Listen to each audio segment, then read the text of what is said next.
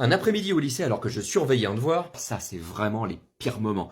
On n'a rien à faire. On peut pas mettre le son des vidéos qu'on regarde sinon ça va les déconcentrer. On peut pas mettre le casque sinon on peut pas tout entendre. Finalement c'est comme le cinéma. Tu peux pas ouvrir de chips sinon ça fait trop de bruit. Tu peux pas taper sur les sièges sinon ça fait chier les spectateurs. Et le film il est pas très intéressant. On est obligé d'être un peu attentif. On fait quelques tours de temps en temps histoire de marquer son territoire. On l'en fait sentir qu'on est là. Il y a toujours cette petite gêne quand tu passes trop près d'un élève. Toi-même t'es un peu gêné. Tout le monde est gêné. Il y a quand même 2-3 moments marrants, notamment quand tu t'arrêtes à côté d'une table et que tu regardes comme ça, silencieux, la copie de l'élève et tu fais juste...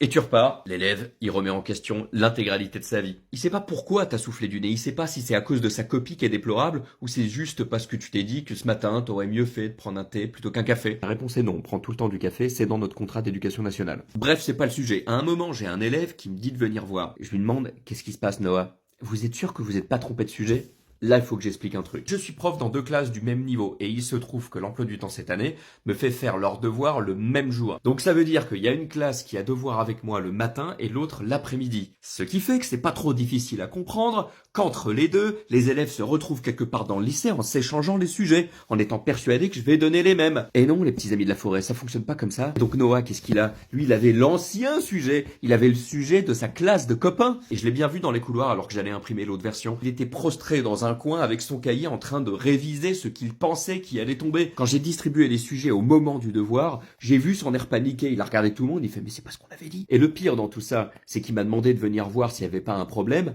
Aux 3/4 du devoir, il était 11h30, il avait même pas remarqué que c'était pas le même sujet. Il a sauté de l'avion en chute libre et c'est que à 30 mètres du sol qu'il s'est rendu compte qu'il y avait pas de parachute. Je suis désolé mon ami, mais qu'est-ce que tu veux que je fasse?